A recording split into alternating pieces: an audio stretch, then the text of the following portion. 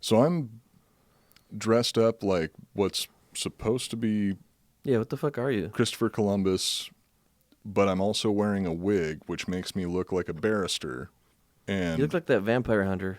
Van Helsing? Van Helsing. Got a Van Helsing vibe. Yeah, Van Helsing vibe. I wish I looked as cool as Van Helsing, but I look like a fucking idiot right now. And also I've been wearing, we spent so much time talking before the episode that I've been wearing this wig long enough that it's driving me fucking insane. Oh, fuck, is it super itchy? So, yeah, I'm going to ditch it for now, but at least I had it at the top Don't be a of the baby. episode. Oh. Those beautiful locks. I'll still wear the stupid hat, though. Okay. I'm going to keep my wig on for now. If this is what Christopher Columbus actually wore... Now you look more like him, actually. The genocide... You got a little bit of hair coming down from the hair on your head in the back there. It's good. Oh, no, it was better pulled forward. Oh, pulled forward? There you go. There, now I look like good old Cristobal Colombo. Except he was a redhead. Theoretically. Possibly. Welcome to the Iconoblast podcast. This is the show that takes a look behind the public facades of famous icons to show you why you can never take anything at face value. I am Matt Cooper, dressed up as Christopher Columbus, and sitting across from me is Joel Benner, dressed up like a combination of Mozart, Leon from The Professional, and It's supposed to be a cabin boy, but it's good enough. I don't have boyish features anymore. Except for between my legs. Iconoblast. We put the past on blast. Hit them with the truth, with things you never knew. Nobody is safe, no thing to place. Got Joel and Coop with history in your face. Iconoblast. Presented by ghostbed.com. Oh, what's this? Shot of vodka. Oh. Cheers, everyone. Where did that come from? The universe. The universe provides. So we've got two packages from listeners to discuss real quick before we get into the main body of the episode. Yes. One of which we've already consumed half of. We've been digging into the treats a little early. Yeah, we got into the treats, we got into the jerky, we got into the beer. That fucking jerky is amazing. The jerky is fucking amazing. It's the best jerky I've ever had in my life. No question. You want to slide that over to me? I'll read the... I'll eat a piece, you can eat a piece, and I'll read where the jerky comes from. Because apparently it's award-winning jerky, which it should be. God, it even fucking smells good when you pull it out. This is from Greg's Meats. And Greg, you've got the best meat I have ever had the honor of sticking in my mouth. Greg's Meats, National Grand Champion Beef Jerky, and this came from Chapes, right? Chapes. Chapes sent us the jerky and the... Minnesota? The beer. Here we go. So we've got Crooked Grin from Hop and Barrel Brewing Company. That's the place. Hop and Barrel. And I think the jerky place was like 2 hours from there somewhere. And the beer, obviously the beer is good. I don't know if you're watching on YouTube or not, but Coop already drank the 6-pack of the blue stuff, which was the, was that the IPA? No, this is the IPA that's left over because despite my mustache and my way of dressing, I'm not actually a huge fan of IPAs. This is a good IPA. The other one, I tanked that shit, no problem. Well, Chapes, tell us how people can buy this beer, and we'll link it in the description. Yeah, because people really need to buy this beer. It's fucking good. And this jerky. Holy shit. I can't get over this fucking jerky. Yeah, will you pass me that? Mm-hmm. This happened the last time we tried to record. We just ended up getting drunk and eating beef jerky. I'm going to cut the jerky with my knife just to feel manly.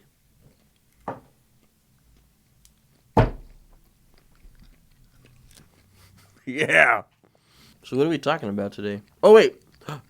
The skull. Well, the next thing that we're talking about is we're talking about all the other snacks that we got from one of our listeners who...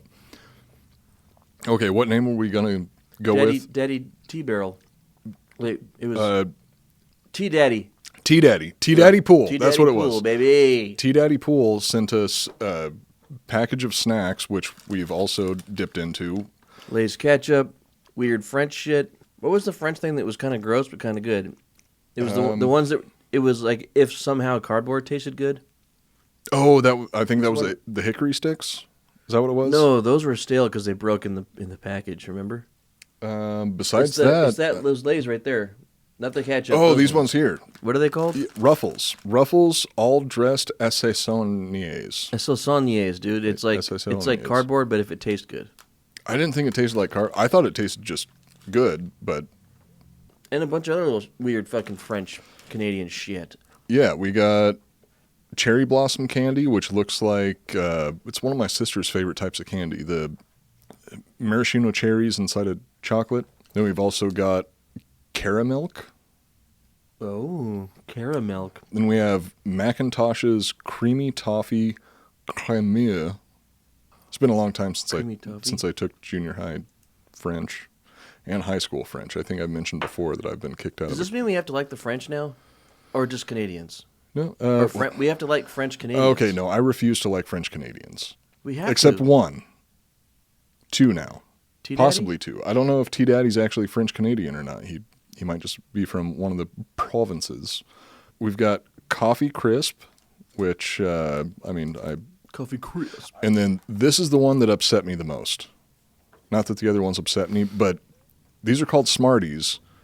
It looks like what they are knockoff M&Ms, but the actual chalky, shitty Smarties that come in the little cellophane roll are one of my favorite candies ever. Which one was first? Ooh. Oh, fuck. You're a history guy, right? You're one of those history guys. Okay, that's a good question. So whoever's first wins. I'm going with But what you're biased. I'm going with what I knew first. You're going with and what that is is American made. the chalky shitty candies That's American made in that's China. American made in China. And instead of these candy coated chocolate candies that come from Nestle in French Canada, I guess. Is it Yeah, Nestle? These aren't smart. Yeah. Yeah, Nestle owns almost fucking everything. Wait, weren't you telling me once that Nestle has slaves? Pretty much anybody who produces any form of chocolate is most likely benefiting from slave labor in some point in the production process. The coca leaves. Yeah, well, not coca leaves. Oh, wait, that makes cocaine. Yeah, coca leaves are different. The cocoa beans. Same scenario, same setup. One is drugs, one is chocolate. Yeah. And the kids suffer Yes. every time you eat that Nestle Crunch. If they don't want to be slaves, they need to grow the fuck up and fight for themselves. They sit there and grow up, and then they become gangsters, or they get killed. Oh yeah, shit. They are, Coop. Okay, I take that back. That's a pretty horrible situation from start to finish. They need to find oil, and then America will be there in a second. Well, but then they're just going to have little kids drilling for oil over there. But we'll go take it. Well, yeah, we're Save 'em. We're going to take save. What we need to This do. isn't a political show. Yes, it's not a political show. What we need to do is get away from politics, and We need to talk about the coolest part of what T-Daddy Bone Marrow sent. Yes, T-Daddy Bone Marrow. He's a welder, He made right? us a blacksmith. Sculptor. He's a Yeah, blacksmith. blacksmith. He made us a iron skull, which the way that this Did he tell you how he made it or anything? It's just freehand, right? blacksmithing. With his butthole. I have no That's idea. how they do it in French Canada, right? I see think so, but I can't really back that up with any facts. Like you melt it down, it's ready to go, and this is just like the exact shape of his butthole.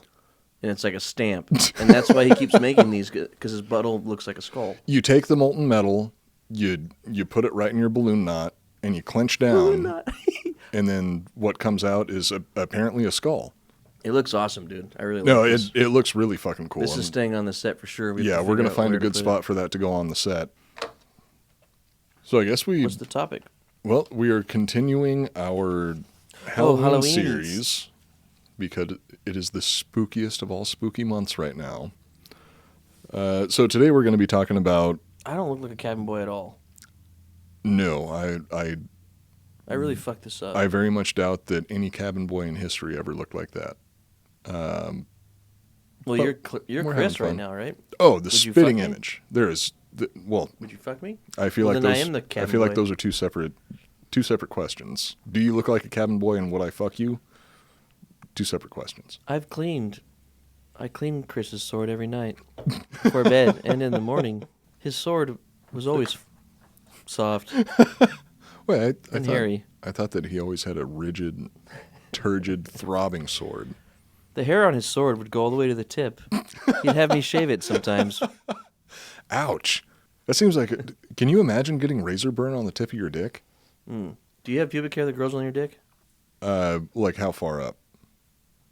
At all? at all. Well, I Like, mean, how far up the base does it go? How far does it travel?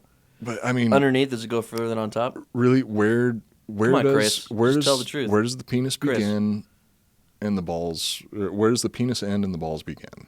That's a philosophical question, and I don't think this is a philosophical episode. Isn't the chode part of the penis? Like, if you Right? when Nobody you're fully knows. hard and you take a photo from way down low, it looks like you have. It's like a dick and then the balls and then a dick, like almost the same size. Well, so What is that part? The chode? no, so if Spacer. if we're getting into these semantics, we could say that, or at least I would say that if you're going to measure your penis, you measure from the center of your butthole. So And that's how you have a sixer? in my mind, that's actually a solid like 6 1/4. Thank you very much. That's why I measure from the butthole. So in my mind, the penis starts right at the center Right of at the the butthole. center of the butthole. Yeah. Okay. If I could measure from my prostate, I would do the same thing, but I don't feel like sticking one of those. Does the what's penis go past the balls on the inside?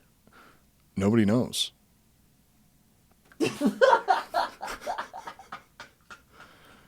That's like debating. What was the That's like debating what actually Oh, we were what talking the definition of life is.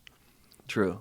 It's a deep conversation similar to the one we had about if the semen takes turns from each ball, Which apparently, or if there's a loading dock. And I made a joke about a loading dock, and you were right. and I was right. Everything were needs actually in right a about it. separate fucking hanger, like a cargo bay.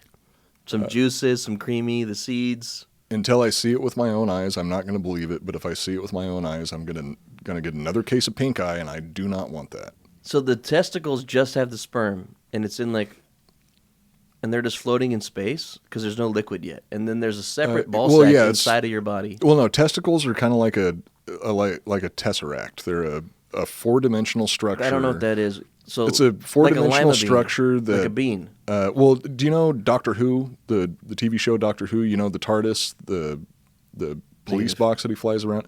No, nothing Testicles about are that. bigger on the inside than they are on the outside, and science is still trying to figure out how exactly that works. But somehow they bend space and time. The origin of semen or creamy- sperm is still completely unknown. But the creamy is to help the polywogs get to the egg. Sure. Right? I mean, I'm sure that you could put forth that theory to the scientific community and they'd be willing to debate it with you. But like we're talking about defining what time is. Defining what semen is the Just be real equivalent with me of for a defining second. what Quit time making fun is. of me. Is there another? I'm not making is there fun a of you. third ball sack? I'm just trying to dodge the fucking question because I have no idea.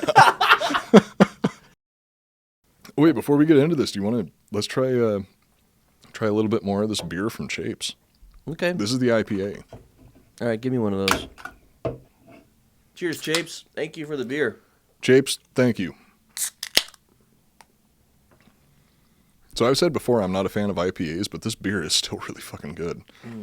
You can tell that it's like quality. Oh yeah. I can tell that there's no fucking point to this stupid hat that Christopher Columbus wore. It blocks the sun. It doesn't though. Like it might keep my ears from getting sunburned, but I'm still gonna have the sun I bet right you in he my turns it and eyes. stuff after. It's to look good as you leave, and then you use it like you'd use anything. Like you just fucking turn it and twist it wherever the sun is. Okay, maybe it's still a Let's stupid twist it so fucking like hat if the sign. sun's in front of you. There it is. Wait, now I'm Sherlock Holmes. There it is. Yeah. You got a new costume. Sherlock Columbus. So we're gonna be doing a little bit of.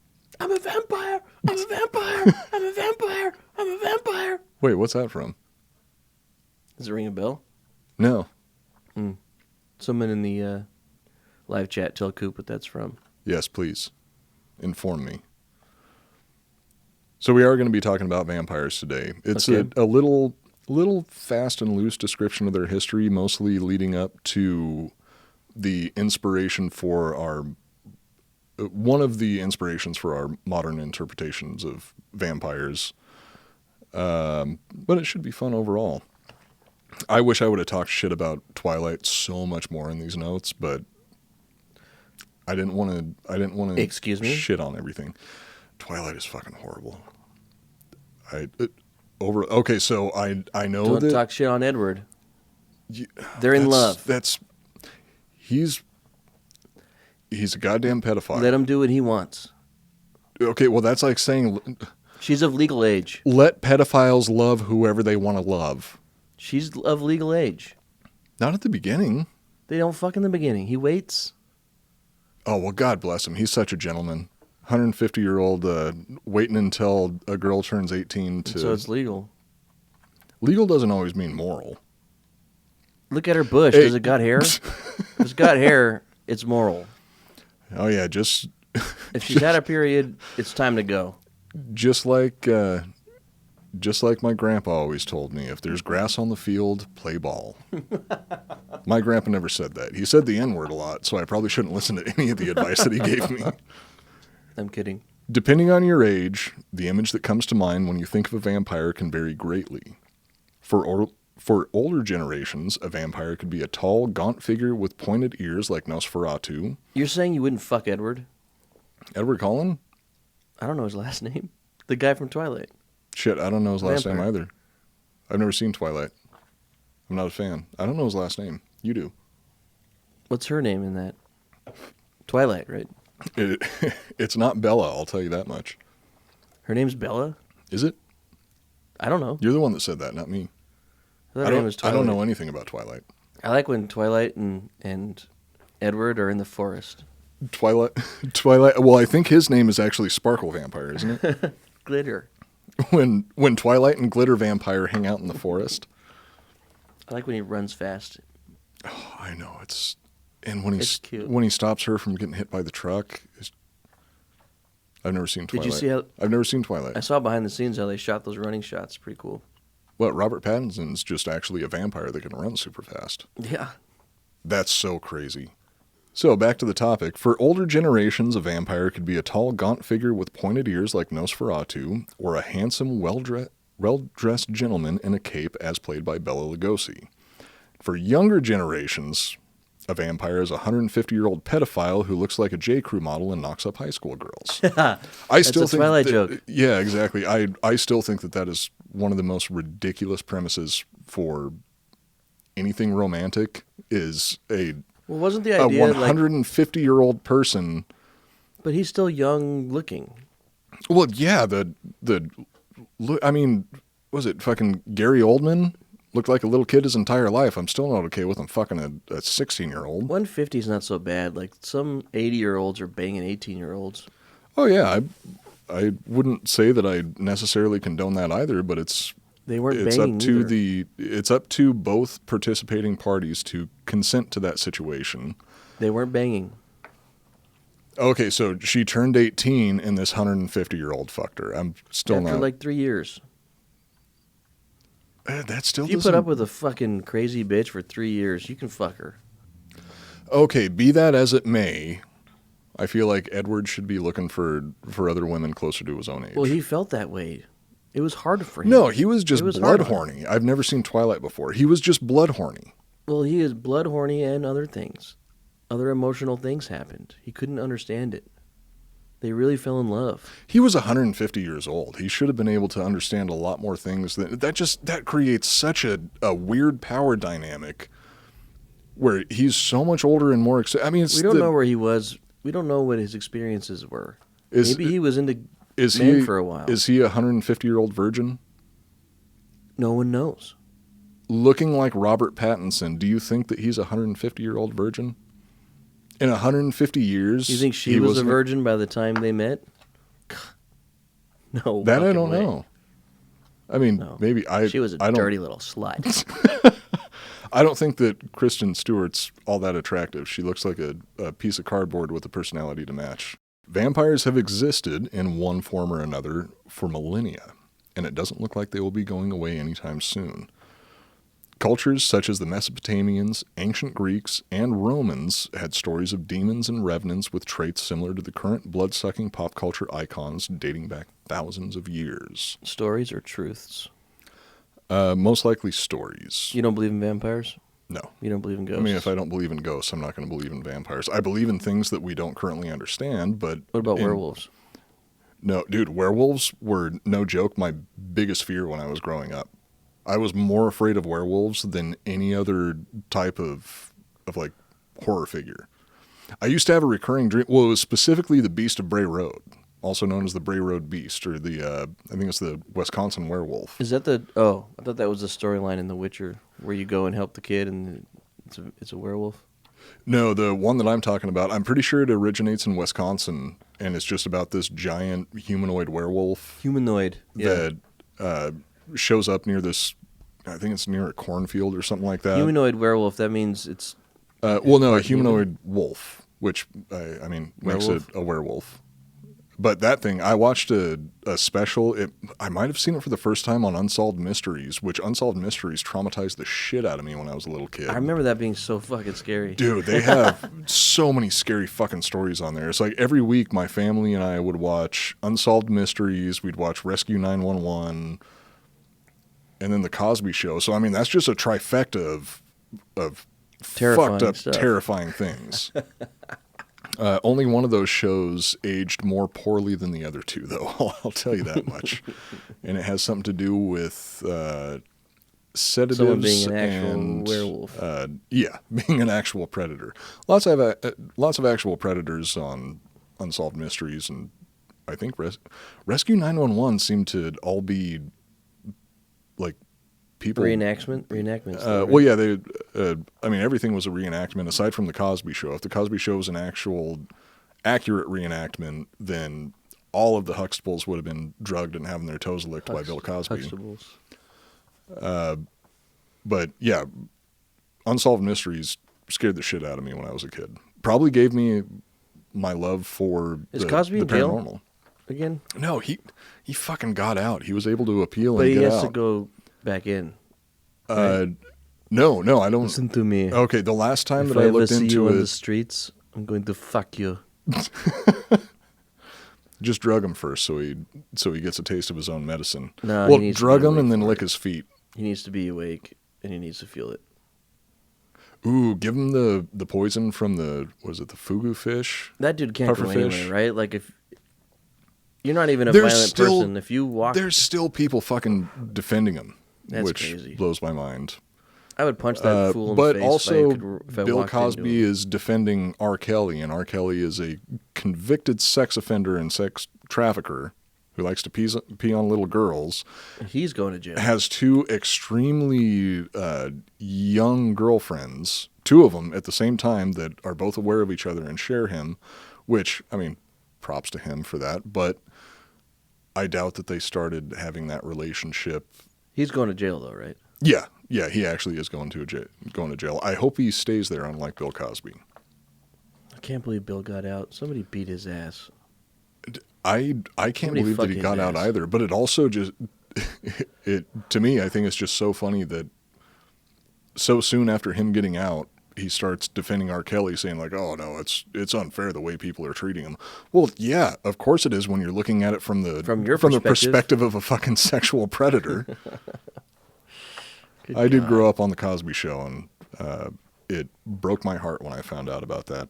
Probably not as much never as really it watched that broke show. other people's hearts by getting sexually assaulted by Bill Cosby. I watched, what was it called with Steve Urkel? Family Matters. Family Matters. I watched that a shit ton. I not only Family Matters watched. and Fresh Prince I not only watched. were my, Well, I like, watched day shows, or what are those called? Those types of shows? They're like sitcoms. sitcoms.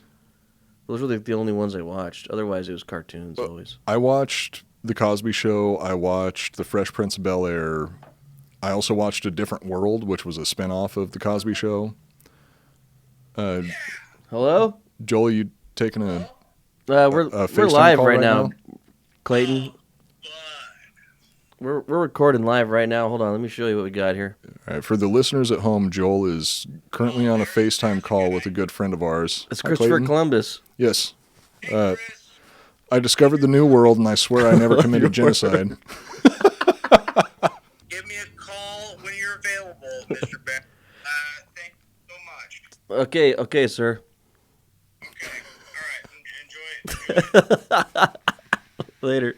Sorry about that. It's my manager. Manager and agent. He's one of my guys. He's the one that helps me find artifacts and crazy shit, videos and stuff. I am really impressed with the amount of... He probably had something. I should have asked him since we were live, like, what you got cooking, but... It's better to like been good. Work through the process and let him do his thing. Well, and then you have to go through the whole translation process, which obviously takes at least like a week or two. So possibly that means we have a new historic document coming up in the future. Historically, vampires were depicted as being bloated corpses with dark, discolored skin and often with blood dripping from their mouth and nose. They would be clad in their burial shroud, and when in their coffin, they would sleep with their left eye open for some stupid fucking reason that I couldn't figure out. That was just a little detail that was left in there. Eye open? Why? Yeah, I don't know. Well, I mean, you always sleep with one eye open. Anybody who's smart's going to sleep with one eye open, but why just the left eye? Why in a coffin? They were TLC fans. They were fans of Lisa Left Eye Lopez. Oh. So it was just a pop culture reference for them, I guess. Okay, but why sleep in a coffin? Why sleep in a coffin when you can sleep in a ghost bed? Speaking of ghost bed, the Iconoblast podcast is presented by ghostbed.com/Drinkin' Bros. Ghostbed has been a loyal sponsor of the Drinkin' Bros for 5 years now, and everyone here in the studio is in love with their mattresses and pillows. And that is honestly a fact because, so for the first time the other day, I actually got to try out the massage mode on the Ghostbed. Oh, I did it too. It's so fucking good. Yep. Not only is the mattress itself insanely comfortable, but the massage mode just makes you feel like you're laying on a 1,000 little vibrating fingers of joy. It actually was. I started falling asleep, and I was like, "Oh wait, do I have to turn it off?" And it auto shuts off too, like after a certain amount of time. So you can just turn it on, fall asleep, and it'll shut off on its own. Ghostbed's thought of everything at this point. Yeah, it really is a good bed. It's not a lie. No, it really. It's really easy to talk about it because there's one right next to us. We even had a nooner. Is he a nooner? The guy that's helping with the new studio. He actually stayed the night here. Yeah. And he's one of the nooners for sure. Yeah, and stayed on the ghost bed and spent the night here and slept here, and he's helping build the whole. That was Lloyd. He was the first neat. listener that ever gave me a gift, which I was so happy about. I've still got it at home. It's a T-shirt. Oh, the T-shirt, from the Red Baron community. Red Horse. The same place that Jack does his Stolen Valor from, even though Jack Mandeville doesn't need to steal any valor because he was actually a Marine. He was a Marine. Yeah. Ghostbed makes their high-quality mattresses right here in the USA, and each mattress comes with a 20-year warranty. You can try a Ghostbed mattress for 101 nights, and if you're not completely satisfied, you can return it, no questions asked. Which, if I have spent less than 101 nights on a Ghostbed mattress, and I'm already fucking sold. Yeah. I want to get one of the bases, too, the adjustable bases that they have, because the massage mode is so fucking good. As soon as I can afford one, I'm buying one. Well, Ghostbed's got some good deals going on right now. You can buy a mattress for around $35 per month, and they have no money down, 0% financing plans. Shit. Like, honestly, I think that we $35 a month ain't shit. That's less than a phone bill. Yeah, we've been dicking around and not financing some Ghostbed mattresses. Ghostbed also offers bundles so you can get everything you need in one convenient package. Just choose from their 4 mattresses and then pick your bundle. So whether you just need a mattress and frame or you want it all, like their cooling pillows and sheets, you can always get the best bang for your buck. $35 a month. $35 a month. That's 0% really fucking down. good, actually. Yeah, that's a really Zero good down deal. Yeah. It says right here, you can buy a mattress for around $35 per month, and they have no money down, 0% financing plans. That's dope. Maybe that's what we need to do when we get home today, is we just both order a Ghostbed mattress. Do they have twin size? I'm on a bunk bed because I'm a child. It's not a bunk bed. It's a loft. Loft bed. Yeah, loft bed. Does Ghostbed have pee protection? I think Does you it might. Protect from you would cat have urine? You would have to get the rubber sheets separately. "Quote unquote" cat urine. The jury is still out on whether or not that was my cat that peed on your bed, or whether that was you just Coop's cat having peed a on little my accident. bed today. My knees don't have a bladder. To be determined. Like I said before, nobody understands how male genitalia works. For all we know, the urethra could reach all the way down to your knees. Right now, GhostBed is offering a flash sale where you can get 40% off when you buy a mattress and adjustable base, or 30% off of everything when you use the promo code DrinkinBros. Head over to ghostbed.com/DrinkinBros to take advantage of all their deals. That's ghostbed.com/DrinkinBros. GhostBed. Sleep so good, it's scary. It's kind of scary, like vampires and kind of like Halloween-y. Vampires are scary. Come on, baby. You know something else that's scary? Let me show you my Halloween-y. Sorry. Something else that's scary is overpaying for your mobile plan. Oh. And that's where This is the other crazy newest... fucking deal. Okay, so I'm honestly so relieved that the sponsorship deals that we've gotten, I can fully get behind. Yeah. Because it would be so hard to. I mean, I don't want to lie to any of our listeners. No. So. I won't.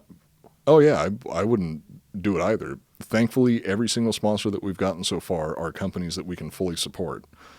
And the next company that we fully support is Mint Mobile. And seriously, the deals that they're offering are. It seems too good to be true. I'm still waiting for my card to come because I'm going to do it. Yeah. As soon as this shows up, they're in the mail. Yeah, we had a phone call with them not that long ago, and they were describing how the deal works, and I don't know how they can stay in business doing this. I guess it's because they don't have any physical locations. Yeah. But it's still a way better deal than any other mobile company. Yeah, you're and it gonna works go with your phone. You just take your SIM card out and put their SIM card in, and boom, you're on. What is it, like $15? You're good to go. The expensive one is $30. Yeah, well. So you can get a ghost bed and a fucking phone plan for $60 a month. Which is less money than we spend on my phone bill is $120 a month right now. Yeah. After years of fine print contracts and getting ripped off by the big wireless providers, if we've learned anything, it's that there's always a catch. So when I first heard that Mint Mobile offers premium wireless services starting at $15 a month, I thought, what's the catch? Yeah, exactly. What the fuck? Yeah. But after speaking with them and using their services, it all made sense. There isn't one. Which is, seriously, like we were saying, it's surprising. The way that they have this deal set up is awesome. Yeah. Mint Mobile's secret sauce is that they're the first company to sell wireless services online only. Wait, do you think that they produced their secret sauce in the third chamber the same as the testicles? Anyway. Now, that I wouldn't be able to answer because, like I said, trying to understand that. It's a fucking mystery. It's a mystery. By cutting out retail stores, there's no crazy overhead costs that get passed down to you in the form of mystery fees. Instead, Mint just passes on the sweet savings directly to you. Boom. So something that isn't actually in this ad copy that I'm going through right now is their plans. If they can tell that you're not using enough of your plan to justify the costs, oh yeah, they'll actually contact you and say, hey, you could get by using this cheaper plan.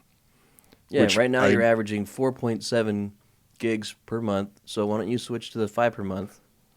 And if you get to 5, we'll even let you know and not charge you extra.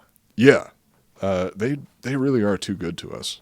For people looking for extra savings, Mint Mobile offers premium wireless for just $15 per month. All plans come with unlimited talk and text, plus high-speed data delivered on the nation's largest 5G network. Use your own phone with any Mint Mobile plan and keep your same phone number along with all of your existing contacts. And if you're not 100% satisfied, Mint Mobile has you covered with their 7-day money-back guarantee. Nice. Switch to Mint Mobile and get premium wireless service starting at just $15 per month. I'm switching as soon as the $15 per month is insane. It doesn't make sense. I don't understand how they can. Yeah, I don't understand how they can stay in business doing that.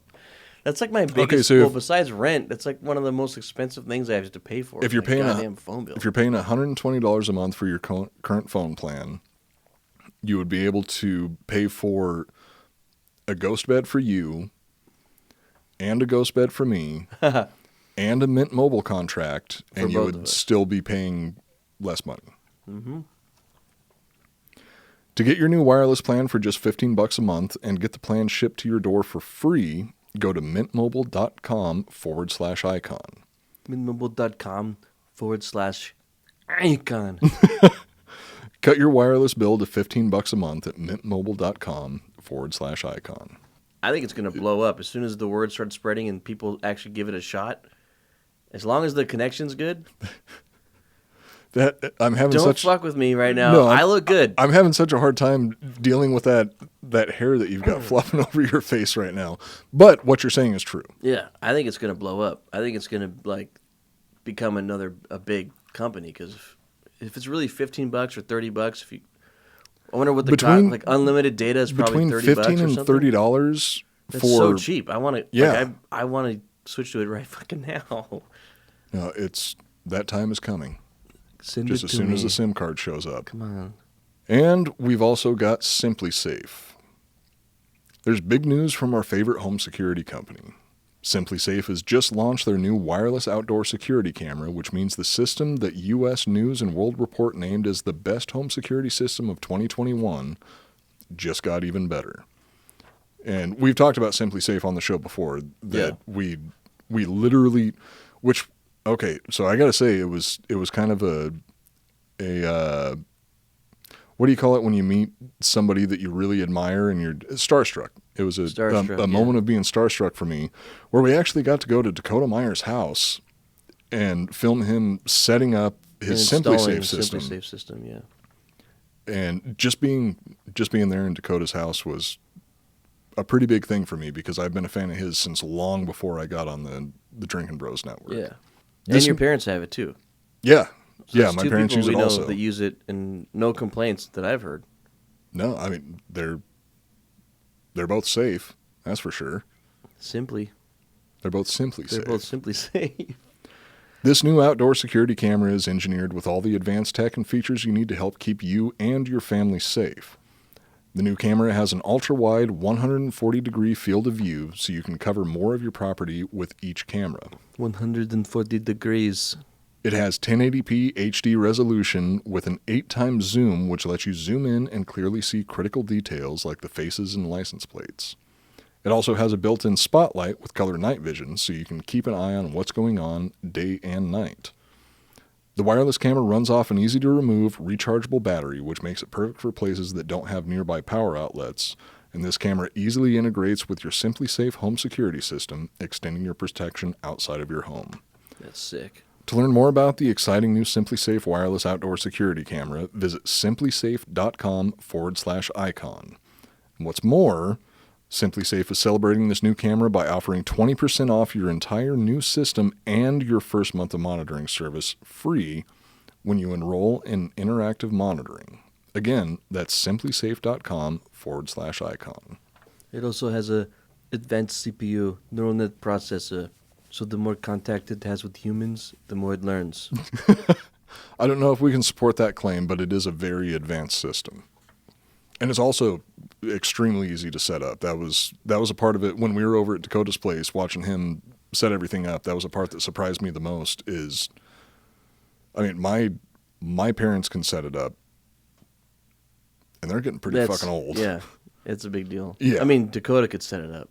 Well, I mean, okay, so he is a Marine, which Marines, their favorite snack is crayons, and their reading skills aren't all that great. But he was still able to set up the system easily. I didn't even have to help. I didn't have to read any of the instructions to him, which is a credit to Dakota and SimpliSafe. And it's got it has multiple camera views, the same as the Predator. It's got heat sensor, night vision, based on movement, just like the T-Rex. Night vision, yes. Yeah, it'll spot a T-1000. If the T-1000 comes on your property, the SimpliSafe system will know that it's there. So if you want to protect yourself from T-1000s, hunter killers, get a SimpliSafe. All that shit, yeah. Oh, hunter killers, yeah. Drones, it'll definitely protect you from hunter killers. Yeah. T-1000 is a tough one though, but SimpliSafe can do it. Yep, ghosts, vampires, sees it all. Vampires. Speaking of which, that's the topic of the episode today. So I'm going to go ahead and take it back just a little bit to pick it up from where we were before. Juice it up a little bit. Yeah, keep everything in a nice, convenient little package. Taking my wig off now because it's itchy. Historically, vampires were depicted as... Well, I can't read if I've got a wig in my lap. That one might fit better for Columbus. Do you think he had a ponytail? I think that he had a score to settle with the people in the Caribbean. You think he had STDs? Oh, absolutely. He brought syphilis back to Europe. Oh, that's right. Yeah. So actually, there's no question that Columbus had STDs. Historically, vampires were depicted as being bloated corpses with dark, discolored skin, and often with blood dripping from their mouth and nose. Oh, fuck. They would be clad in their burial shroud, and when in their coffin, they would sleep with their left eye open. Like I said, I couldn't figure out why it was just their left eye that was open, but I would assume that it's because they're a fan of Metallica. Lisa Left Eye Lopez from TLC. Lisa Left Eye Lopez. Sleep Also, with just left eye mentioning, open. she burnt down her football player boyfriend's house, and apparently, didn't even get in trouble for it. I don't know who this is. TLC, don't go chasing waterfalls. Yeah. Which one? The hot one? The one that I think's the hottest, personally, because there was So it's probably the same one. There was Left Eye, I think it was T-Boz and Chili. I haven't been keeping up on my TLC information for... She killed her man? No, she didn't kill him. She burnt down his house because they got in a fight. Nice. I mean, it must have been a really bad fight, or she was just insane, which is also a possibility. Burnt down his house, and I guess nobody really had a major problem with that because she just kept doing her thing. Yeah. Didn't burn down any more houses, though, in her lesson. defense. Everyone deserves a second chance, Coop. Yeah, her second chance was dying in a plane crash. Wait, they died? No, just Left Eye. How do I not know any of this? I don't know anything. How do I know any of this?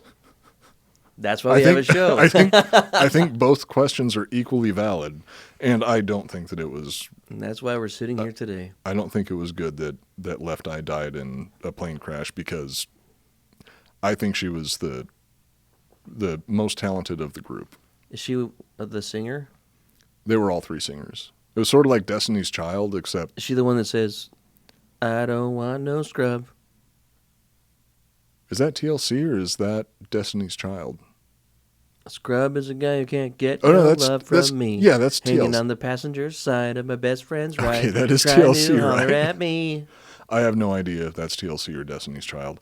Go figure. I don't know much about that, considering I listen to a lot of metal. You listen to a lot of Beyonce?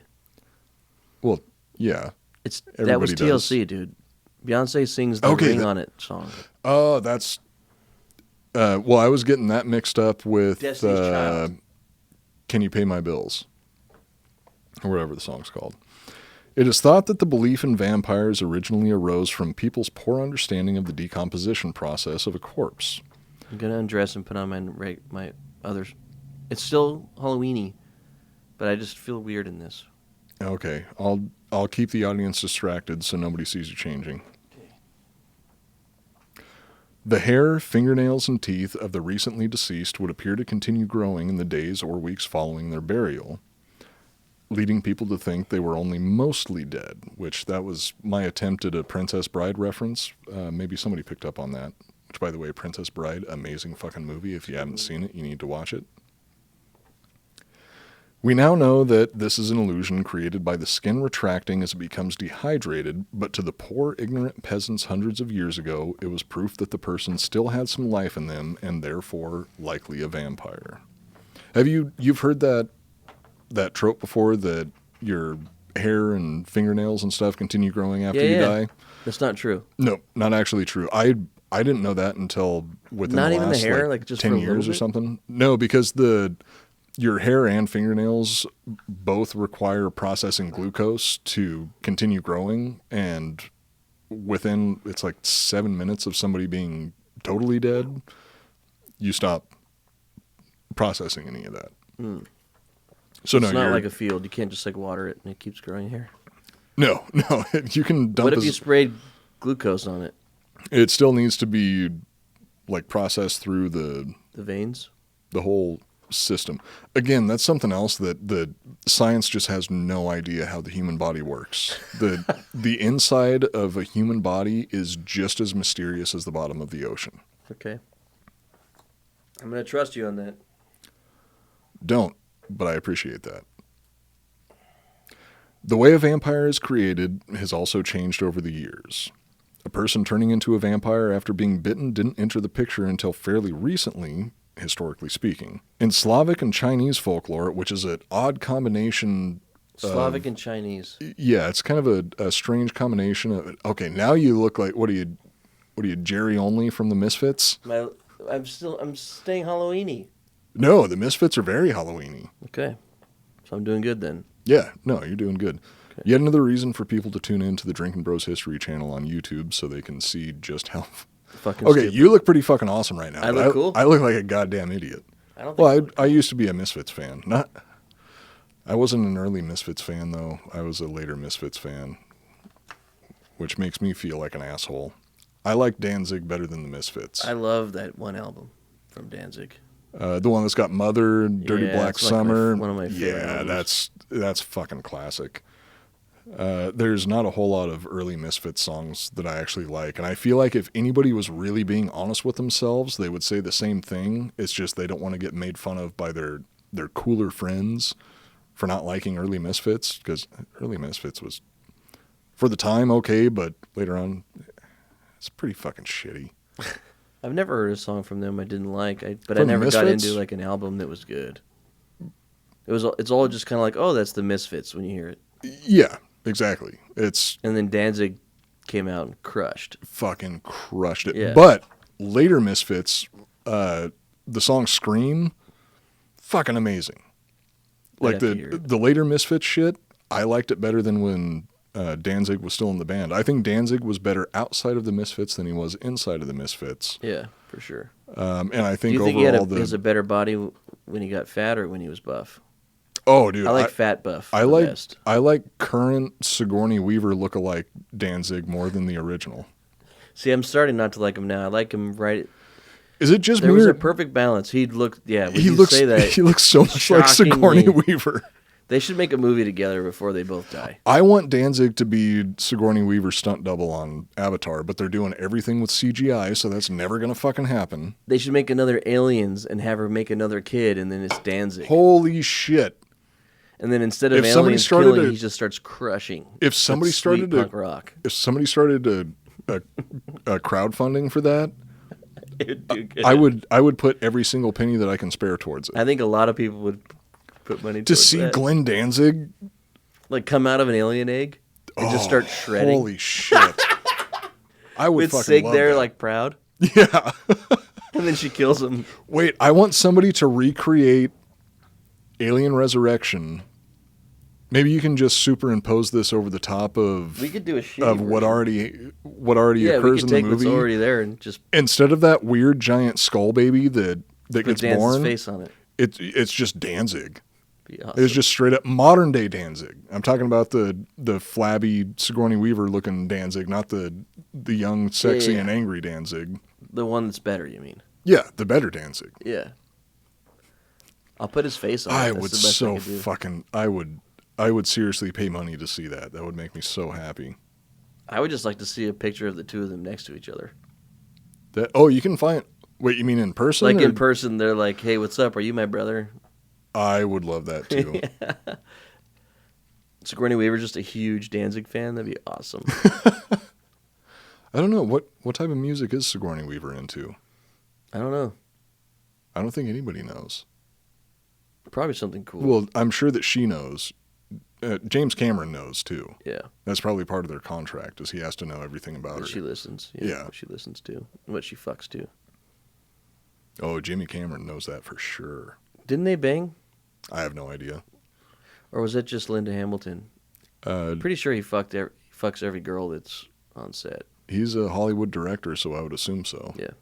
So I'll in, talk to my guy and find out. in Slavic and Chinese folklore, a vampire was created by a dog or a cat jumping over the corpse of someone who had recently died, while in Russia, vampires were believed to be those that had been cursed for rebelling against the church during their lifetime.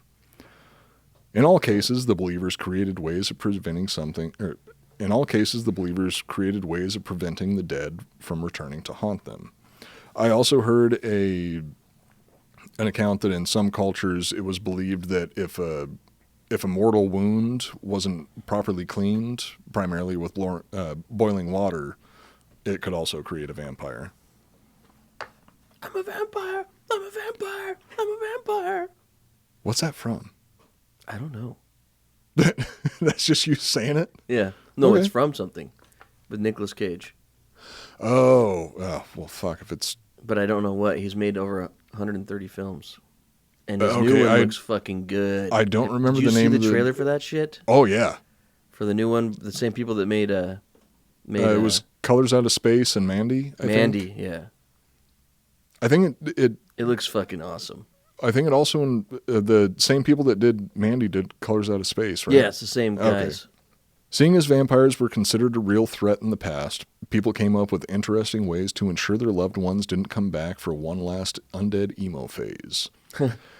In some areas of the world, corpses were buried upside down to prevent them from escaping their graves, while others would sever the tendons in the corpse's knees, making it difficult for the recently dead to roam around looking for a victim. Upside down and backwards. And it's pretty common historically for people to mutilate corpses in one way or another to prevent the dead from coming back to haunt you. Because I think even in Native American folklore, at least in some tribes, what they would do is they would slice open the bottoms of the feet of their enemies after they were dead. So if they did come back, they wouldn't be able to walk around and come and find them again.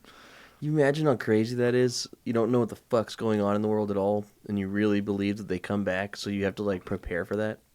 I mean, like honestly, how to sleep. Like if you don't do it, like if you have a battle, and everyone goes home, and we're like, and then they're like, "Oh, fuck, Tonto,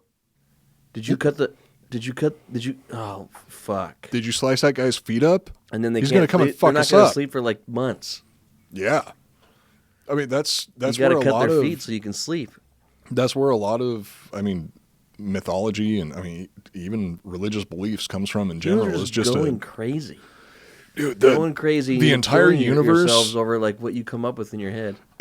It's Just funny like because science. the way that we look at things now, we still think that we have such a good grasp on what's going on in the universe. We know nothing. And we know nothing. There's still vastly more things that we don't know than we do know. We know now. We know more now than we've ever known before, obviously, because that's just how the progression of time works. But I know for a fact that 100 years from now, 200 years from now, there's going to be people looking back going like, look at these fucking idiots. Yeah. They're going to be looking at us the same way that they look at Worse. the way that It'll we be worse. look at people 200 years ago. Especially if we get AI and stuff, it'll be like Oh, with AI, that's going way to change worse. everything. What we know compared to Danzig. Yeah, well, Danzig's a different case because he obviously has an innate knows understanding of everything. And he can talk to the devil. Yeah, so he has he's got information from the other side. That's one of the benefits of being a goth. I hope I end up looking close to like him when I get old. Him or Sigourney Weaver? Either one, they're both cool as fuck. Yeah, true. Did you see that? This is too many tangents. But the short films she did with Neil Blomkamp are on Netflix. Oh shit, I haven't seen those yet. I just saw the trailer. I didn't watch them, but yeah, it's like I saw she's like in like a half tank, half jeep looking thing, and she's like hunting down crocodile humans. It's fucking awesome. Okay, that does sound pretty awesome. Yeah. I would watch And anything she was that Neil geared up Blomkamp and- does, though.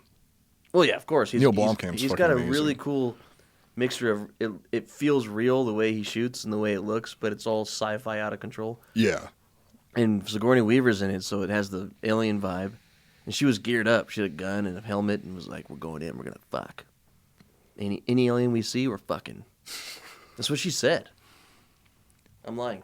That's like William Shatner from Star Trek, because he fucked damn near every alien. That's we what I saw. heard. That's not what she said. One of the most interesting ways to prevent a vampire from stalking the locals was to exploit its inherent obsessive-compulsive disorder. This I actually thought was really fucking interesting because it ties into many people's childhood. Here, I'll just explain it. Yeah, what? Vampires were thought to have what we now know as arithmomania, which is an overwhelming desire to count things. And I'm emphasizing count. Because of... Well, don't give it away. I'll get to that point. Poppy seeds, millet, or sand. Because of poppy seeds. Because dude. of poppy seeds. They were all heroin addicts. Oh, poppy. Poppy seeds, millet, or sand would be placed around the grave of a suspected vampire, which would cause the creature to become distracted with counting the individual grains, like Rain Man counting toothpicks. This is actually where the concept for the count on Sesame Street originated, meaning Jim Henson and friends were a bunch of ableist assholes who had no problem with exploiting a Muppet's disability for laughs. So that's where the... Count Dracula? I thought, well, the Count Chocula. No, Count Chocula and Count Dracula are different things than the Count from Sesame Street. But the Count from Sesame Street, I always thought that the reason that they called him the Count was just because, Count Dracula, it's... Isn't it like a title or something? Counts. Well, yeah, a count is a title. But I thought that that's where the Count from Sesame Street came from. But there's actually historical precedence in folklore for him to have an obsession with counting things, which I think is pretty fucking cool. Pretty because crazy, yeah. That means they did some research. Yeah, I never would have expected that, but it's true. They used to think that vampires were obsessed with counting things because they are, and that's where we have the count. At least from the examples, I don't think that all of them do. So fuck, that would have been so cool if Blade used that as one of his weapons. Edward from Twilight obviously wasn't that obsessed with counting the years that his girlfriend had been alive before he fucked her. He was obsessed with dating people with the lowest count he could find. Could you imagine if Blade had a weapon that was like numbers? He could have just thrown a bunch of like fucking Scrabble pieces on the ground. They're gonna or like throwing clocks. Count all of it. Where the clock's spinning fast, we're like, or what's something that's like numbers? Numbers. Numbers are pretty close to numbers. Did you know that sometimes in dreams, numbers appear upside down? So 999 would be 666. 666 would be 999. Like 1999, the year of his return. End of Days. That's simultaneously an underrated and overrated movie. I haven't watched it in a while. I think it's time. I don't think I've watched it since the early 2000s. Can we watch it together? Okay. Many people claim that we have Bram Stoker to thank for writing the first vampire novel, which brought the blood-sucking rape allegories into the mainstream.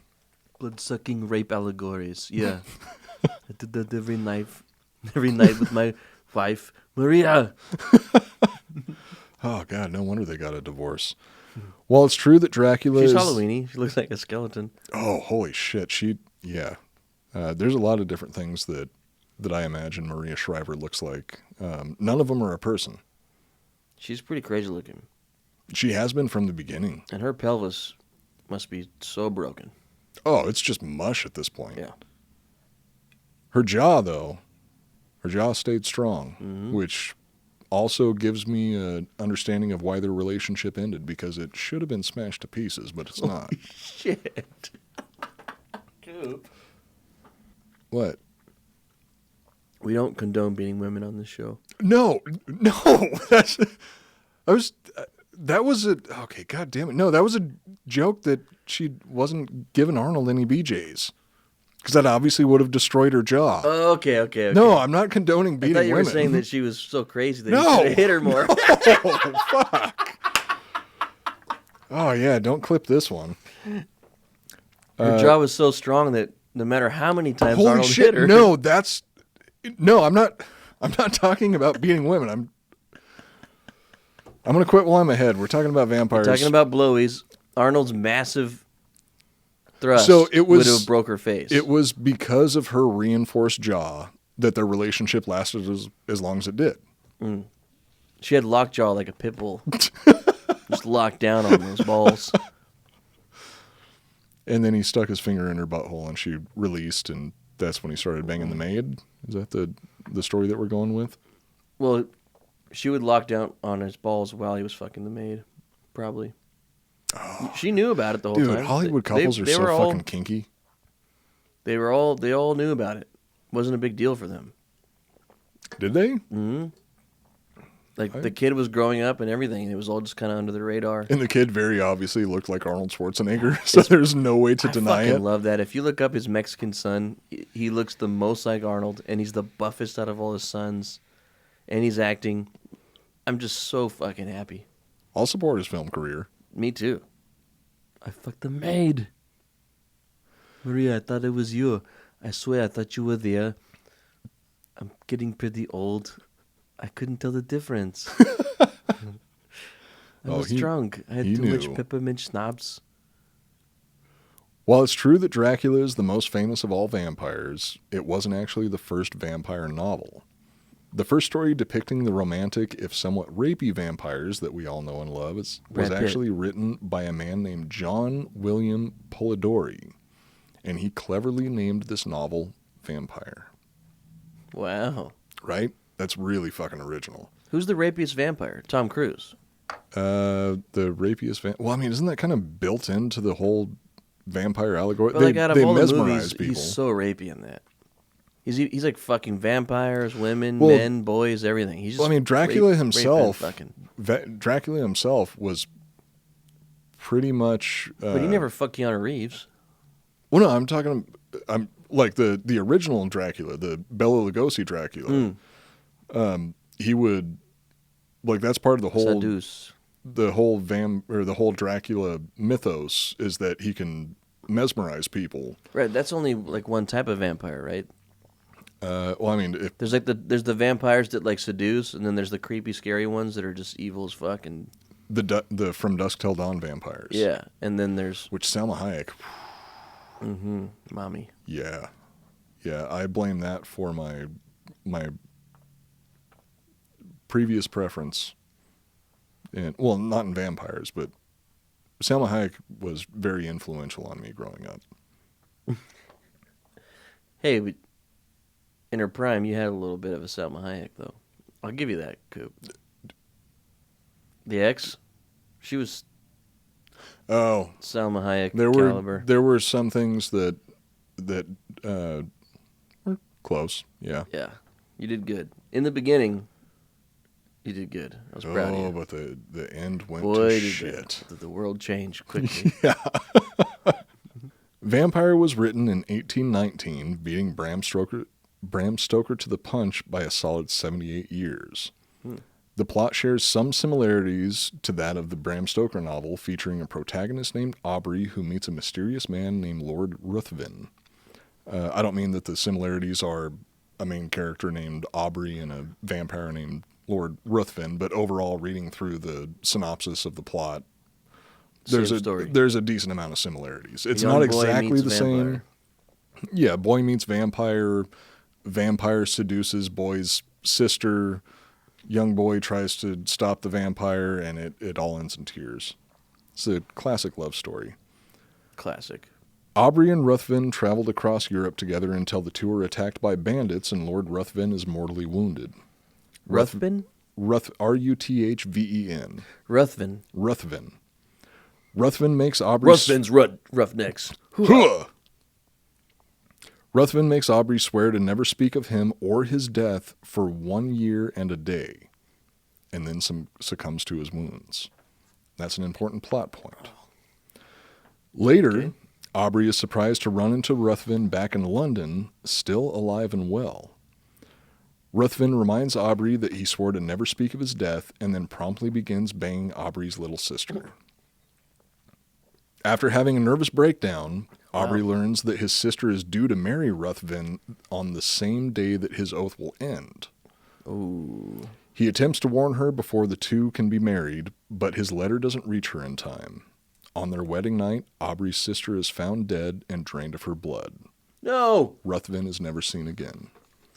So it's a sadder ending than Dracula. But that vampire waited the whole time just to suck her blood on their wedding night. It seems... Does that mean, like, the blood tastes better if you like put more work into it? I refuse to believe that because that's magic? gonna support Twilight more than I'm willing to. And Ah, that there's different. I've never ta-ta-ta. seen Twilight. I have no idea what the story's about. I have no idea how the vampire lore works. I don't know that they glow in the sunlight. I don't know that They don't. that Edward Cullen. Glitter. Okay, I don't know that they glitter in the sunlight. I don't know that Edward Cullen was unnaturally drawn to Bella's blood or whatever the main characters' names are. I've never seen the movie. I know nothing about the story, but I think it's all wrong. It's all incorrect. Okay. Primarily because what type of fucking vampire can go out in the sun that just outside of Stephen Well, they Dorff, can't. outside of Stephen Dorff still wearing a can't. shitload of sunscreen and going out in the sun in the movie Blade, I refuse. I refuse. Oh, Whistler. Blade. Whistler. Homina nocturna. And I pushed it in Day the walker. stool. I'm gonna have another one of these. I fucked Blade. Homina nocturna. Daywalker. I don't think we've ever explained that inside joke on the show before. That's an inside joke amongst our group of amongst our friends that filmmaking crew, friends from back in the day. doesn't really make a whole lot of sense, but god damn it makes me laugh every fucking Yeah, time. but well, it makes perfect sense if you know the movies and you know the characters. Stifler, I said that last time. Whistler. Whistler found Blade when he was a young boy. Mm-hmm. Took him in. Taught him the way of the blade. And then that's him. where it goes off the rails. Yeah, yeah. Then I pushed in his stool. But if you watch the movie and stuff, you can kind of tell that Whistler's a fucking Pedophile? pedophile, yeah. Oh, that's getting deep into some fan theories. Well, watch the movie. Fan and then you'll theories or understand fan why fantasies. when Whistler confesses before he dies, they cut out the full story that he told. Because what he really confesses is how he used to fuck Blade. He was confessing to his sins of being a pedophile? Yeah. Well, Then I guess he had it coming. Blade. I mean, not Blade. I pushed his Whistler had stool. it coming that somebody killed him because I'm not going to try and justify or defend pedophilia on the show. That's why I'm talking shit about Edward Cullen from Twilight because he's a goddamn pedophile. A homina nocturna. I met Blade at the fair. I took him in the porta potty. Pushed his stool in. Oh, that'll be a good one out of context. What I'm trying to tell you is, I fucked Blade. I'm a sexual predator, and I deserved everything Blade? I had coming to me. I fucked you, Blade. It's only funny to me, I think. I don't think it's going to be funny to anyone else. Well, I guess we'll find out. Blade. Either it's going to be funny or I can't do the voice as well as Evan would do This it. is what finally gets us Blade. canceled. I pushed his stool in. This can't be what gets us canceled. I feel like we've said much worse things on the show before. A homina nocturna. Hominin nocturni. The Daywalker. Daywalker. I pushed his stool in.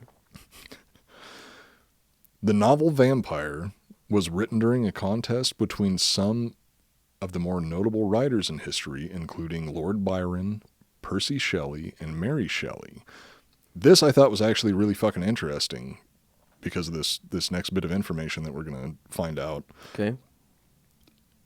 The winner of the contest was Mary Shelley, who wrote a story about a mad scientist assembling the body parts of multiple corpses and using lightning to give it life. Okay. She called it Frankenstein. During the very same week that the first vampire story was written, Mary Shelley created one of the most famous monsters in all of literature. So during this same contest between Lord Byron, Percy Shelley, Mary Shelley, and this other guy who obviously I can't even remember his name off the top of my head, even though I read it a second ago, it was I like the name Shelley. it was John William Polidori. Nobody remembers John William Polidori. I remember Mary Shelley. I remember Lord Byron. I don't know any of those fuckers. Percy Shelley, nowadays nobody gives a fuck about because that was Mary Shelley's husband, and she So outshined him with Frankenstein.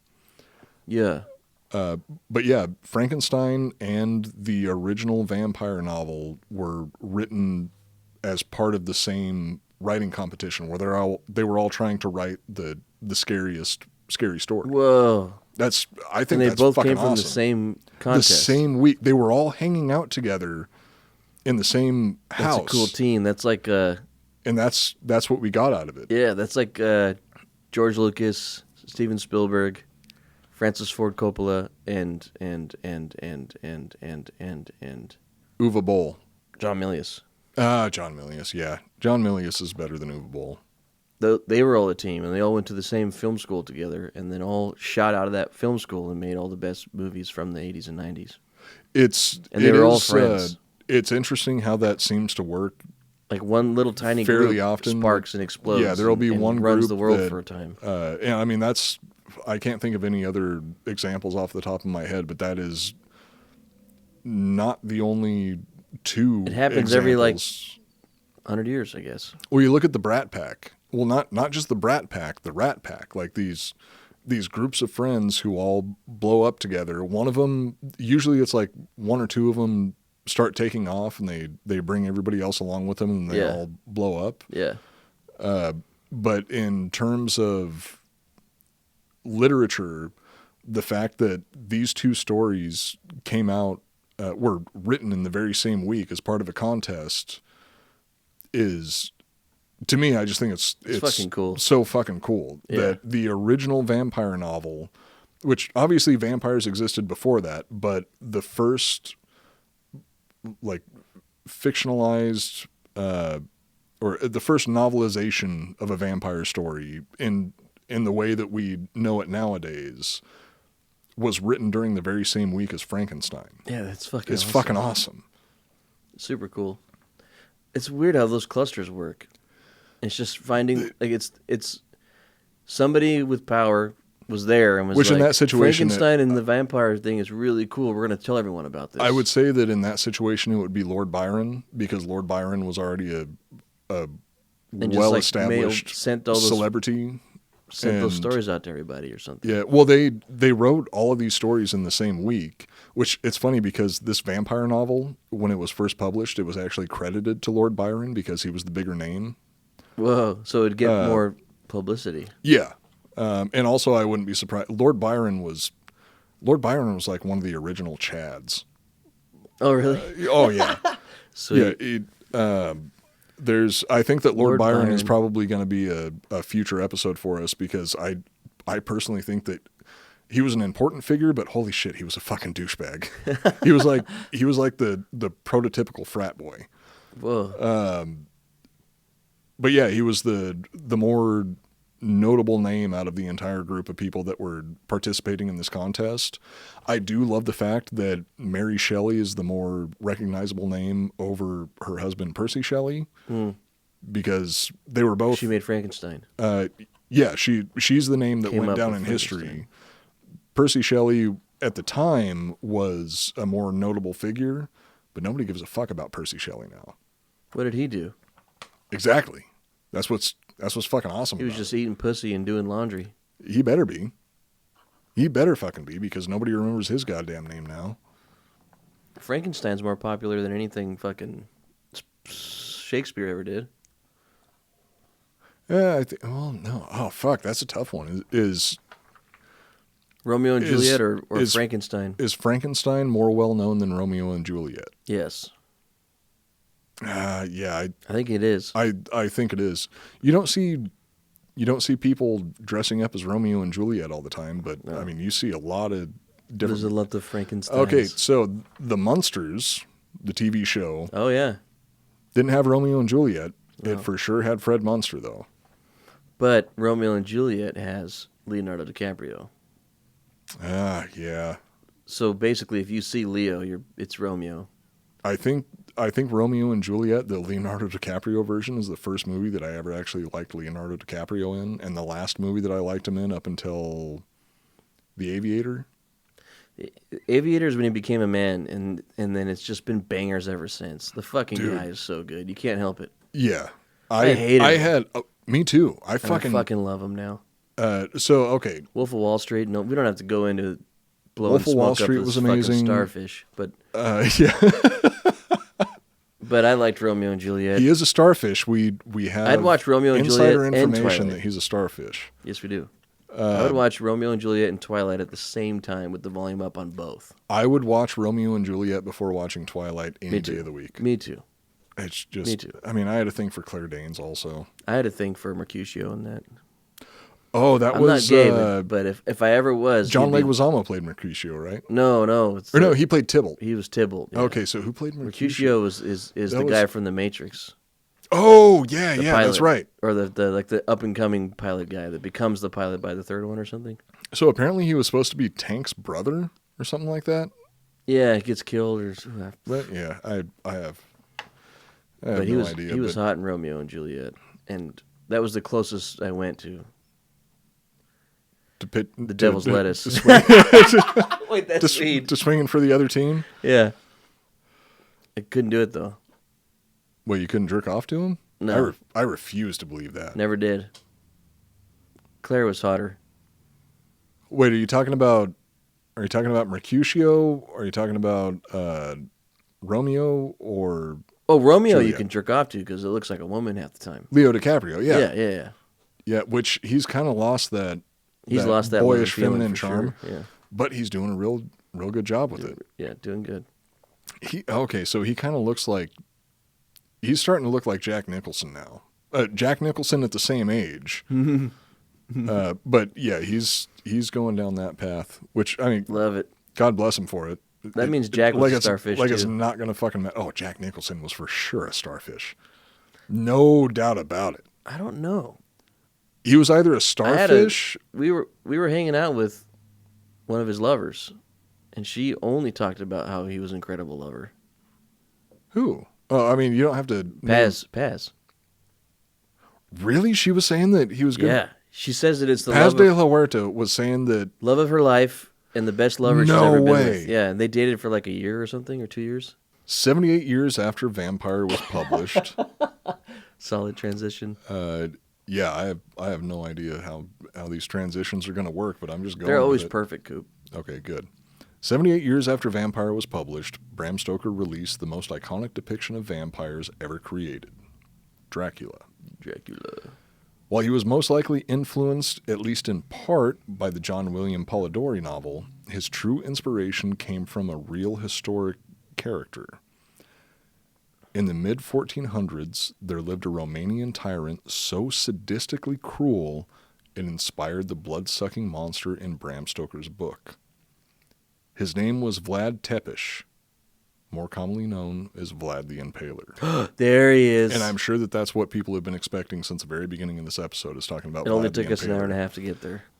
Yeah, which, I mean, that's Pretty standard for us. yeah, well, I mean, I think we're making pretty good time so far.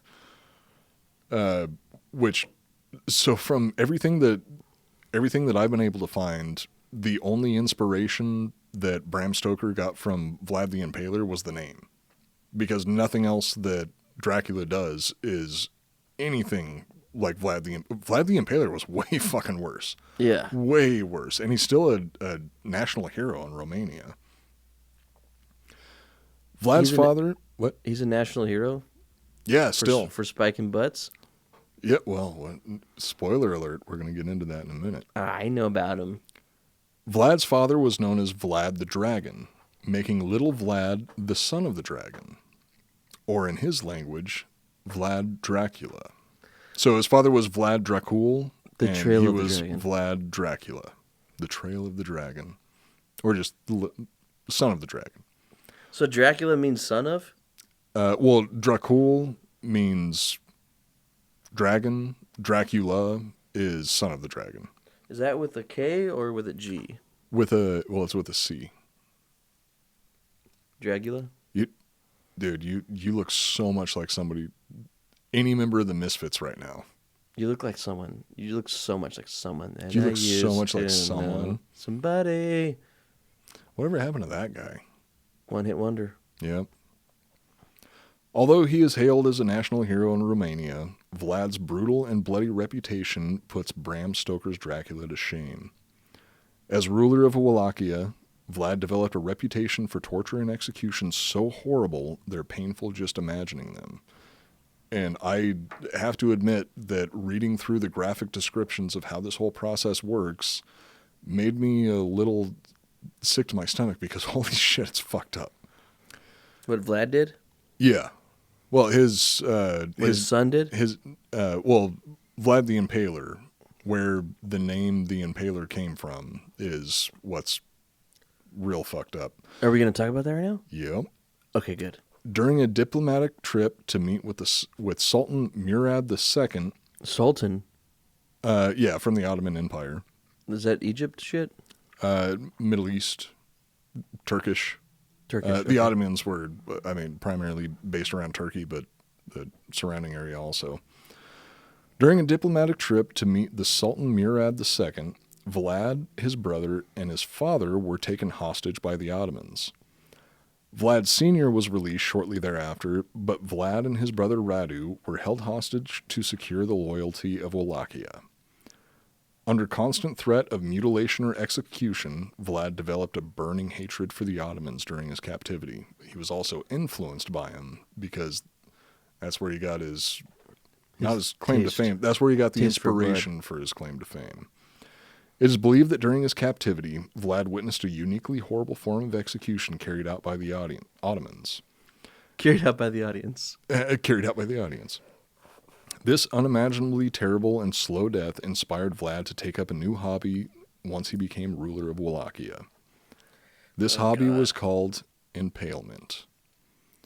And for somebody named Vlad the Impaler, you have to do it on a massive scale for that to just overshadow everything that you've ever fucking done. Vlad is reported to have used what is known as longitudinal impalement. For this, a roughly sharpened pole would be jammed into the person's anus or inserted into an incision made in the gooch. That's a callback right there, because we've talked about gooches on the show before. Right in the spacer? Yeah, I'm going to read, so it's not actually from Romania. I'm going to read an account of a description of an impalement that happened in Egypt. Fuck. But it's seriously some really, really fucked up shit. Yeah. Sometimes the pole would be lubricated with fat to facilitate penetration, but in a pinch, a little spit on the tip would do the trick. That's not true. That was just a sex joke. The pole would then be placed vertically in the ground, causing the victim's body weight to drive the pole through their torso until it exited their chest, mouth, or neck. But they put the lube on so it wouldn't kill you right away or something? So there's different ways to kill that you faster? There's different ways that it could have been done. It's similar to crucifixion in the sense that sometimes it's a slow burn. Right? Sometimes they'll speed things up, but if your crime is heinous enough, then they're gonna take steps to slow down the entire Take process. off the H. And that's where the pole goes. Fuck. Sometimes it depends on who's carrying it out. But he preferred the spacer. That I'm not entirely sure of. Spacer? It seems like the spacer was his primary means of entry, which you have to facilitate a little bit with a little extra work, but it makes it that much more worth it. You have to sharpen the pencil. No, you don't have to sharpen it. You just got to give it a new opening to go through, which I honestly, I can't imagine. I can't imagine what's worse out of any of these scenarios is either you have an incision made in between your balls and your butthole. It's a spear? So that's another thing. It's not sharp. It's more rounded than anything else because something sharp is going to get caught in the flesh and it's not going to slide through. What you want it to do is you want it to slowly slide through the entire body over a long time. Over a period of time that can either last minutes to days, depending on how horrible the crime was how angry the person was that is doing this to you. That's how long the death is going to take. Yeah. And also similar to crucifixion, my spacer's there are ways flexing right now. Dude, no joke, I got lightheaded when I was reading through these descriptions, and I didn't even include the most horrible descriptions because I love our listeners. And if they want to hear anything like that, didn't include the worst ones? I included one that I felt was the most acceptable. What? You gotta tell the truth around here. No, dude, the trust me. This is still the truth. and it's still fucking horrible. Okay. Accounts of how long it took for the victim to die range from minutes to days, depending on the technique used. One grisly account from Egypt in the 17th century states, quote, and this is a little bit of a long account, but you really got to hear the whole thing. Okay. They lay the malefactor upon his belly, with his hands tied behind his back. Then they slit up his fundament with a razor, fundament meaning gooch, and throw into it a handful of paste they have in readiness, which immediately stops the blood. So they don't want you to bleed to death. They want you to feel the whole process. They cut his spacer with a razor? Yeah. And then put creamy on it so it doesn't bleed. So he doesn't bleed out too fast. Yeah. And then from there... So they basically cut from your butthole to your balls? I mean, I guess what do they call that? An episiotomy or something like that? Fucking A, dude. After that, they thrust up into his body a very long stake as big as a man's arm, sharp at the point and tapered, which they grease a little before. When they have driven it in with the mallet... Oh, God. When they have driven it in with the mallet... Like hammering in a nail. Till it come out at his breast, or at his head, or at his shoulders, they lift him up and plant the stake very straight in the ground, upon which they leave him so exposed for a day. This is just the first part of what we're describing right here. Yeah. They're talking about at what keeping point do you somebody die? alive, if you're lucky, as soon as possible. If you're lucky, you have a heart attack during the initial part of the process. But I bet some people lived all the way till it came out the other side. For days. No joke, 4 days. Some people lived with it all the way through, like sticking out their neck or their shoulder, and they're still alive. That's where... Oh, God, that'd be so awful. That's where it's up to the discretion of the executioners, because My generally... pee-pee's tingling. Generally, once it goes all the way through your body, it's going to fuck up so much... But they could even put creamy on the out, wherever it came out to stop the bleeding. If it's going through, like... It's internally pretty bleeding much, everything, but yeah, you could probably live for 5 hours like that. Well, no, once it pierces your diaphragm, you're going to start suffocating anyway. It's going to Unless cause it your lungs to collapse. Well, if it comes out before your diaphragm, out through your stomach, yeah, it can last for a long time. But it's up to the discretion of the executioners, and honestly, a little bit of luck or bad luck on how long you're actually going to survive through this. Yeah. But this particular person, I mean, got it bad, but not as bad as it could be, because they wanted this one to last a little bit longer. One day, I saw a man upon the pail who was sentenced to continue so for 3 hours alive, and that he might not die too soon. He was sentenced to continue for 3 hours alive, and that he might not die too soon.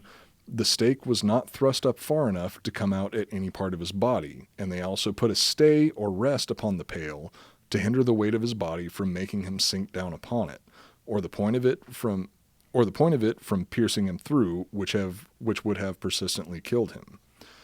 So they purposely stop it early enough where it doesn't kill you. They put the slit in his spacer, pushed the pole in, drove it in far enough where it's going to support him and hold his body upwards, put a stopper in place to make sure he didn't slide down any further, and his sentence was to live that way for 3 hours before anybody could put him out of his misery. 3 hours of dealing with that shit is about 3 hours too long, in my opinion, because... Oh, it's like a lifetime. I can't even handle sitting on a wooden chair. My ass hurts so much from sitting on a wooden chair that I'm like, oh, this is uncomfortable. Okay, now take that wooden chair, turn it into a point, and shove it straight up your asshole. Mm-hmm. It's not a fun way to go. We don't know the meaning of pain. No, not by a long shot. I think I have a pretty close second to that, though, with all the stuff that's been shoved up my pee hole. True, but at least 90% of that was by choice, and then there was the one medical instance where it happened. In this manner he was left for some hours, during which time he spoke, and turning from one side to another, prayed those that passed by to kill him.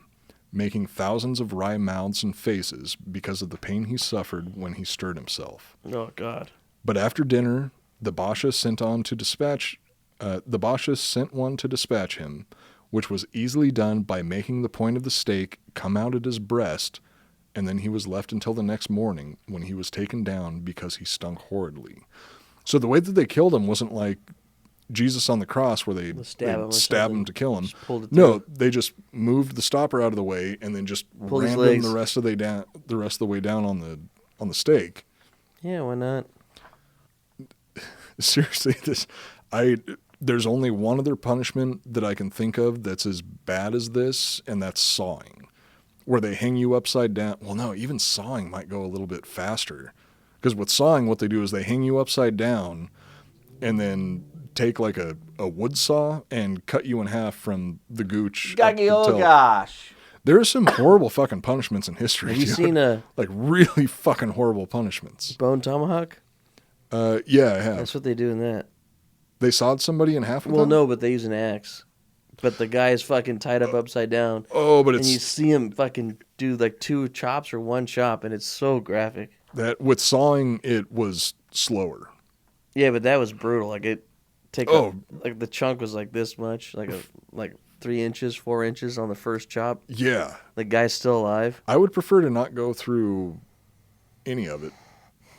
And why would they do this to people? Why was he impaling people? For like shits and giggles? Grocery shoplifting? I mean, usually like petty crime. Well, actually, no. I was going to say it was usually treason, but no. Sometimes it was just because like, fuck you. That's why. I mean, same way that the Roman emperors like Caligula liked to put people to death for very, very small infractions. It wasn't about actually committing a crime. It was more like, oh, what's my mood today? Ugh. I think today what I want to do is I want to hang somebody upside down and chew their testicles off with my teeth, because Caligula did that. She bit someone's balls off? It was a he. And yeah, that was one of the ways that he liked to... Caligula was a dude? Yeah, the Emperor Caligula from Rome. I thought that was a woman for some reason in my head. That's probably your own deep-seated hatred towards women. Probably. Chewing people's balls off. Just to fuck with them? That's some brutal shit, man. Yeah. Vlad used impalement as capital punishment thousands of times over the course of his reign. He was so enamored with the practice that it is said he would have a table set up among the impaled, but still living victims, so he could eat meals while listening to the orchestra of screams and moans. Oh, God. What a creepo. Right? He got off on listening to them be in pain? And it must smell fucking terrible, too. So, wait. His dad was Dracula? What's going on here? His dad was Dracul. He was Dracula. Why was he so upset? I mean, he got captured by... Well, I mean, to be perfectly honest, he probably had a head injury when he was younger, and probably Don't be scientific about it. What was, like, the fun reason? The fun reason is he got captured by the Ottomans and they tortured him. Consistently threatened with mutilation or death for a long time.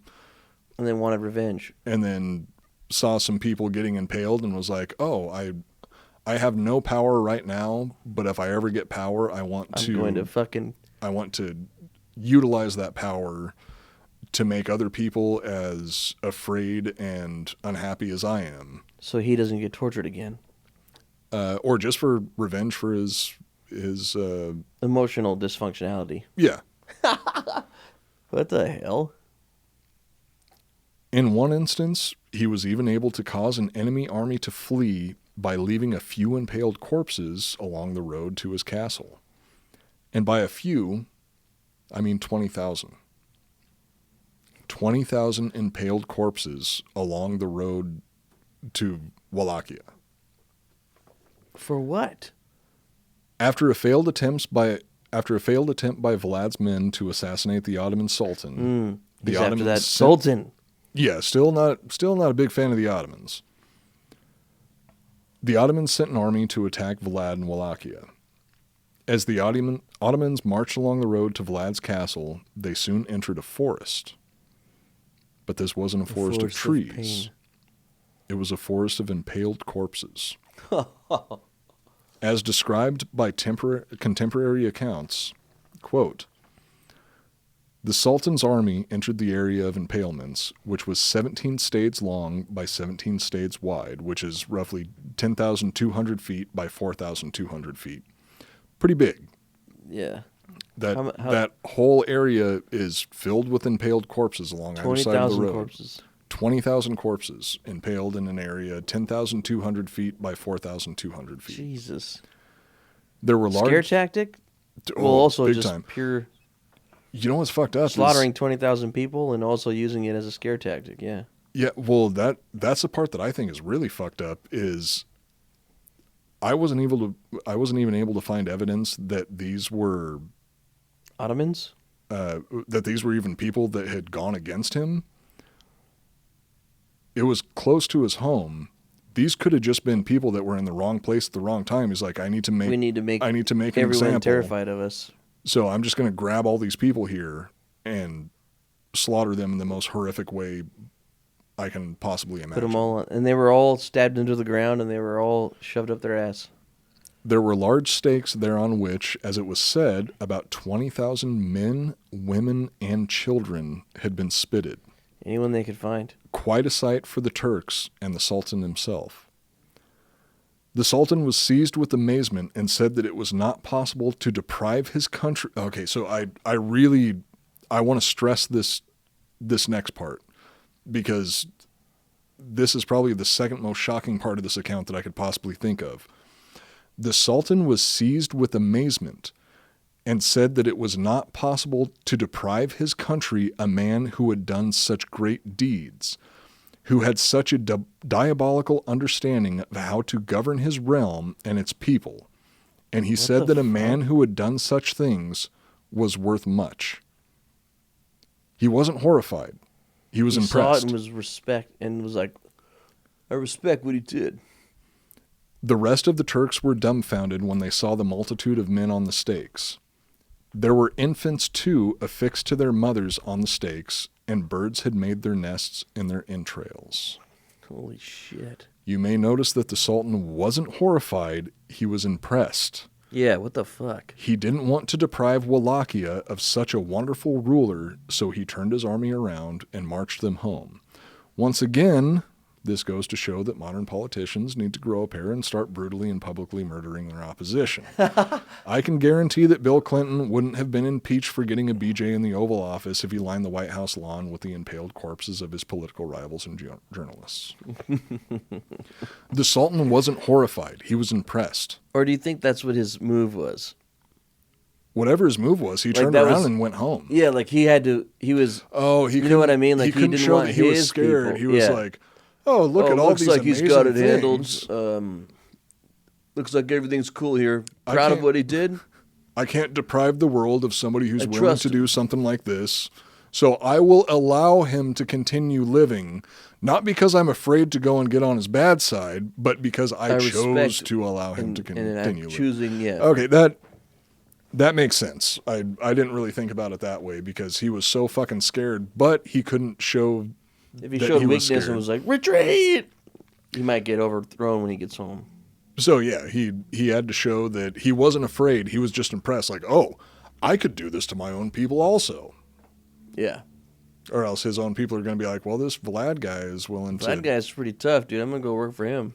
Yeah, or... Well, actually, nobody probably we're all going to fucking run and fuck the Ottoman Empire. That's crazy. Fuck, I am so glad that we're growing up in the times that we are right now. And, well, we've already grown up. Fuck, we're getting old. Anyway, I'm glad that we live in the times that we live in right now instead of back in the times when a serious threat was having a giant sharpened pole shoved through your spacer and out through your chest or neck. I mean, the worst thing that we have to worry about now is... The way I feel I'd be the one doing that to people. And that would be just as disturbing because I'd have to live with that later. Oh, do you really think that you'd be the one? Well, I mean, I joined the military, so I'd be on the fighting side. And when I was younger, I was a fucking nutsack. I would have probably got off on it for a while and then got disturbed by it and then been like, oh my God, I can't believe what I'm doing. Start a revolution, chop off Vlad's head, take over, and then start doing it myself because I got PTSD. And the cycle continues. That's why history keeps repeating itself. Yep. All right, how about we wrap this up so I can go to the bathroom? Look out of you. I gotta eat some more of that jerky and oh yeah, here, go home and take care of my doggies. Oh, there's still some left. This jerky is so goddamn good. It is so good. The beer's good, but the jerky took the cake. Gotta tell you. The beer is good, but the jerky is definitely way better. But they're both good. Both are good, and both are almost gone. Oh yeah. But that's a symbol of how good they are. This jerky is not going to last the remainder of the night. I can guarantee Either is that. the beer. The beer's not going to last either. There's only one left. So that's it for this episode of the Iconoblast Podcast. You can follow us on Instagram at Iconoblast Podcast. You can follow me at Coop Nukem. Follow Joel at Joel R. Benner. I do want to give a shout out to Softcore History with Dan Regester, Rob Fox, and Jake Goldman. They used our set, which kind of made me feel starstruck and also a little jealous because we put a lot of work into this set. Yeah, someone's bitching, right? Yeah, that was us. Next week, I think we should be doing ghosts. Okay. But I'm not positive yet because our ghost host comes on the 16th, and then that's we're going to probably be shooting. Okay, probably so won't happen until the 18th, 19th. Okay, so that's going to be our last episode of the month, our last Halloween episode of the month. Then, so that means we're going to be doing something different next week. I've got a couple ideas in mind. Not sure what we're going to go with, but yeah, we do have a special guest for our ghost episode. Mm-hmm. A very special guest. A ghost. An actual ghost that I think that the listeners will be happy to see, either happy or sad to see. I mean, probably sad. We'll let them decide. Yeah, we'll let them decide. So that's it for this episode of the Iconoblast Podcast. My name is Matt Cooper. Joel Benner. Reminding you to never take anything at face value. And try this fucking jerky. It's so goddamn good. If Vlad the Impaler tried to fuck me, I'd fuck him. And if he tried to put a little spear in my I would just take it like a man. And then when he wasn't looking, I would just climb down off the spear, pull the spear out of my ass, and then I'd put the spear into his asshole. And then I would see what goes on in there when I turn it. And by the spear, I mean my penis. Yeah, my penis is a spear. It's uncircumcised. And, so this is the part of the episode where Arnold talks to you about personal problems. Go ahead and call him. My number's 911. I don't have anything to say. Let's just cut the feed. Well, that was the end of the episode. You're the one that kept talking. Oh, I have to cut it.